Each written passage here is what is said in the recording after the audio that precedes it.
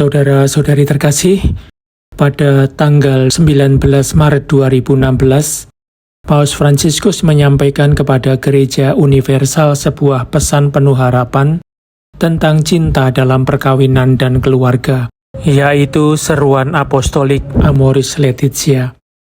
Dokumen ini merupakan hasil dari 3 tahun proses penegasan sinodal yang didukung oleh Tahun Suci Kerahiman Ilahi. Dalam peringatan 10 tahun ini, kita ingin bersyukur kepada Tuhan atas dorongan yang telah diberikan bagi studi dan pembaruan pastoral gereja. Kita juga memohon kepadanya keberanian untuk terus melanjutkan perjalanan ini dengan selalu menerima kembali Injil dan dengan sukacita mewartakannya kepada semua orang. Seperti diajarkan oleh Konsili Vatikan II, keluarga adalah dasar masyarakat, anugerah Allah, dan tempat pendidikan kemanusiaan yang semakin kaya. Melalui sakramen perkawinan, pasangan suami istri Kristiani membentuk semacam gereja rumah tangga yang memiliki peran sangat penting dalam pendidikan dan pewarisan iman. Mengikuti dorongan konsili, 2 surat apostolik yaitu Familiaris Consortio yang diterbitkan oleh Santo Yohanes Paulus II pada tahun 1981 dan Amoris Laetitia sama-sama mendorong komitmen ajaran dan pelayanan pastoral gereja yang mendampingi kaum muda, pasangan suami istri, dan keluarga. Dengan menyadari adanya perubahan antropologis budaya yang semakin tampak selama 35 tahun terakhir, Paus Fransiskus ingin melibatkan gereja secara lebih mendalam dalam perjalanan penegasan sinodal.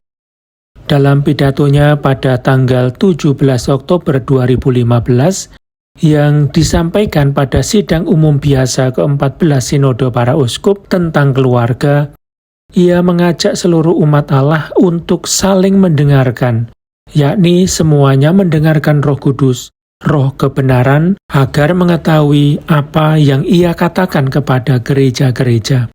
Ia menegaskan bahwa kita tidak mungkin berbicara tentang keluarga tanpa melibatkan keluarga-keluarga itu sendiri. Dengan mendengarkan kegembiraan dan harapan mereka, serta kesedihan dan kecemasan mereka. Dengan mengambil buah dari proses penegasan sinodal ini, Amoris Laetitia memberikan ajaran berharga yang masih perlu terus kita dalami sampai hari ini. Dokumen ini menegaskan harapan Alkitabiah akan kehadiran Allah yang penuh kasih dan belas kasih, yang memungkinkan kita menjalani kisah-kisah cinta, bahkan ketika menghadapi krisis keluarga. Dokumen ini juga mengajak kita untuk memakai cara pandang Yesus, dan tanpa lelah mendorong pertumbuhan, penguatan, dan pendalaman cinta perkawinan dan keluarga. Selain itu, ditegaskan pula bahwa cinta dalam pernikahan selalu memberikan kehidupan, dan justru nyata dalam bentuknya yang terbatas dan duniawi, sebagaimana diajarkan oleh misteri inkarnasi. Paus Fransiskus juga menegaskan perlunya mengembangkan jalan-jalan pastoral yang baru dan memperkuat pendidikan anak-anak. Ia mengajak gereja untuk mendampingi, membedakan, dan mengintegrasikan kelemahan, melampaui pemahaman yang sempit tentang norma, serta mendorong spiritualitas yang lahir dari kehidupan keluarga. Seperti yang pernah saya sampaikan kepada kaum muda yang berkumpul di Tor Vergata dalam Jubileum Harapan, kelemahan adalah bagian dari keajaiban yang kita miliki. Kita tidak diciptakan untuk hidup dalam keadaan di mana segala sesuatu sudah pasti dan tidak berubah, melainkan untuk hidup yang terus diperbarui dalam pemberian diri dan cinta.